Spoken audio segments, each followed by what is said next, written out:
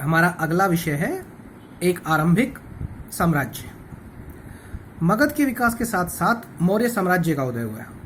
मौर्य साम्राज्य के जो संस्थापक थे वो थे चंद्रगुप्त मौर्य, जिनका शासन जो है वो लगभग 321 ईसा पूर्व में पश्चिम उत्तर में अफगानिस्तान और बलूचिस्तान तक फैला था।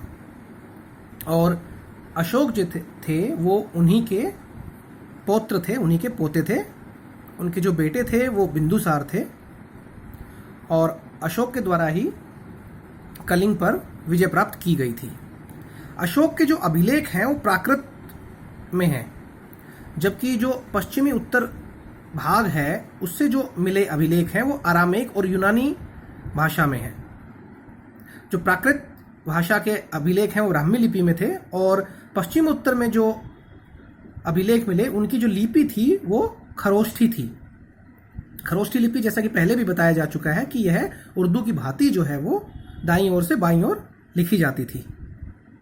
और अरामेक और यूनानी जो लिपियां जिनमें कि अशोक के अभिलेख मिले हैं, इन्हीं के कारण जो इतिहासकार हैं वो इन अभिलेखों के माध्यम से जान पाए कि ये अभिलेख जो हैं वो अशोक से संबंधित हैं। मौर्य वंश के बारे में जानकारी प्राप्त करने के लिए इतिहासकारों ने विभिन्न स्रोतों का उपयोग किया है। इसमें पुरातात्विक प्रमाण भी शामिल हैं।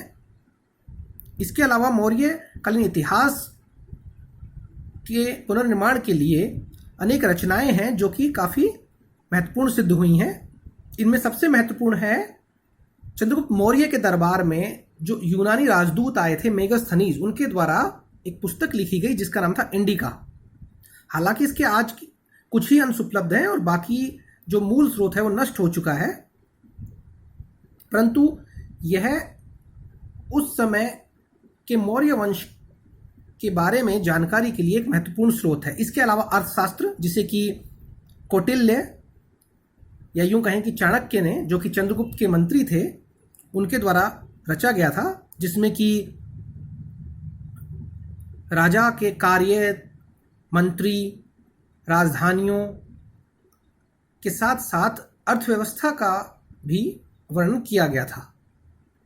साथ ही जो मौर्य शासकों का उल्लेख है वो जैन ग्रंथों में, बौद्ध ग्रंथों में, क्योंकि चंद्रगुप्त मौर्य ने अंतिम काल में जैन धर्म, जबकि अशोक ने बौद्ध धर्म जो है वो ग्रहण कर लिया था। इसके अलावा संस्कृत में भी इनका उल्लेख मिलता है। लेकिन जो सबसे महत्वपूर्ण साक्ष्य जो है वो है पत्थरों और स्तंभों पर मिले हुए अशोक के अभिलेख। अशोक वह पहला सम्राट था जिसने अपने अधिकारियों और प्रजा के लिए जो संदेश थे या कहें कि उसके जो आदेश थे उनको पत्थरों पर पॉलिश किए हुए स्तंभों पर लिखवाए हैं। और इन्हीं के माध्यम से अशोक ने धम्म का प्रचार किया। धम्म जो था वह कोई नया धर्म नहीं था, अपितु यह एक प्रकार से कहें कि नैतिक जो मूल्य हैं इनका समावेश उसमें था और ऐसी अपेक्षा की जाती थी कि सभी जो लोग हैं वो इनका पालन करेंगे, जैसे कि बड़ों के प्रति आदर, सन्यासियों और ब्राह्मणों के प्रति उदारता, यहां तक कि सेवकों और दासों के साथ भी उदार व्यवहार और दूसरे धर्मों और उनकी परंपराओं का आदर भी शामिल था। मौर्य साम्राज्य के 5 प्रमुख राजनीतिक केंद्र थे।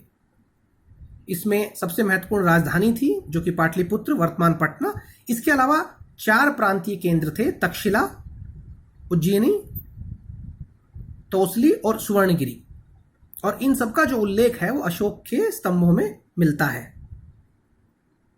यदि हम आधुनिक संदर्भ में देखें तो आधुनिक पाकिस्तान के पश्चिम उत्तर सीमा प्रांत से लेकर आंध्र प्रदेश, उड़ीसा और उत्तरांचल तक हर जगह पर एक जैसे संदेश जो है वो अशोक के द्वारा उत्कीर्ण करवाए गए थे।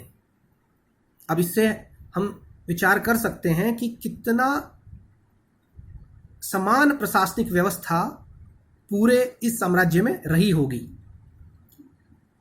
हालांकि इतिहासकारों का ऐसा मानना है कि ऐसा संभव नहीं रहा होगा। साम्राज्य के आसपास जो विशेषतः पाटलिपुत्र के आसपास का जो हिस्सा था वहां पर तथा इसके अलावा और जो सुदूर क्षेत्र थे उनमें जो प्रशासनिक व्यवस्था थी वो अलग अलग रही होगी। इसके अलावा जो भी प्रशासनिक नियंत्रण वाली जो राजधानियां थी इन सब का चयन भी बड़े ही सावधानी से किया गया था।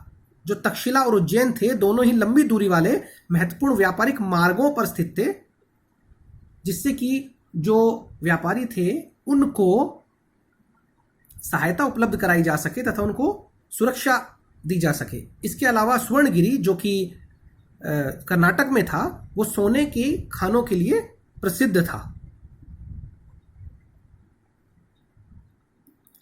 साम्राज्य में व्यापार जो था वो काफी अच्छी स्थिति में था और भूमि और नदी दोनों ही मार्गों से जो है व्यापार जो है वो किया जाता था।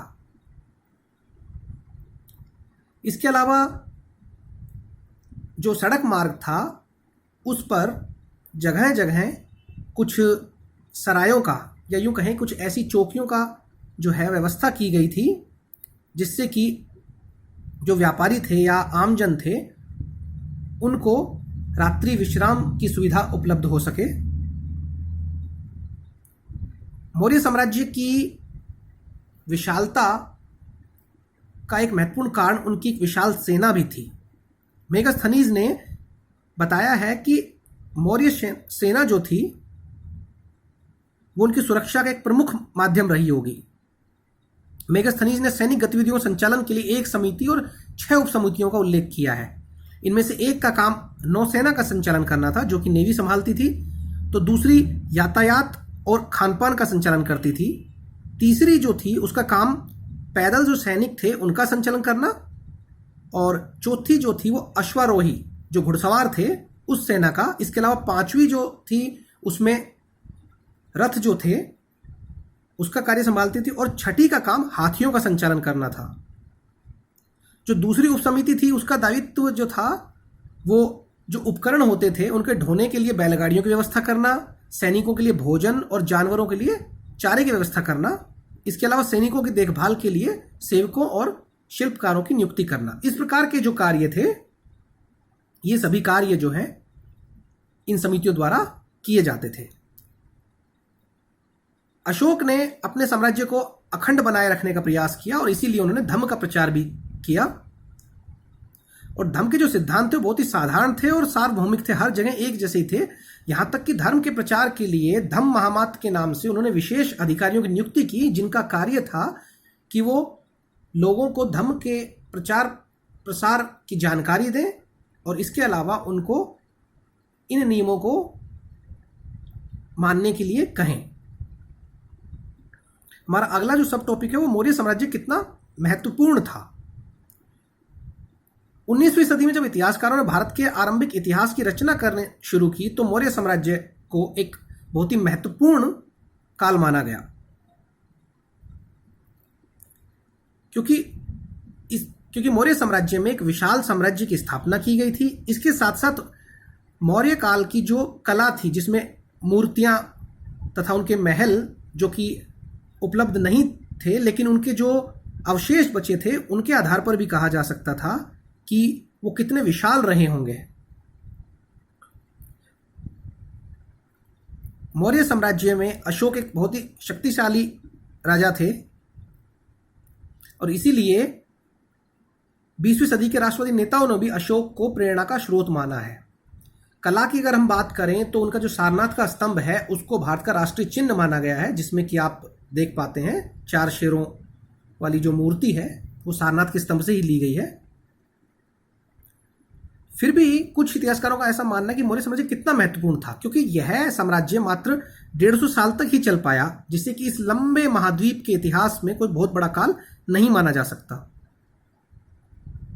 और मौर्य साम्राज्य जो है उपमहाद्वीप के सभी क्षेत्रों में भी नहीं फैला था और अशोक की मृत्यु के 30 साल बाद ही इसका पतन हो गया।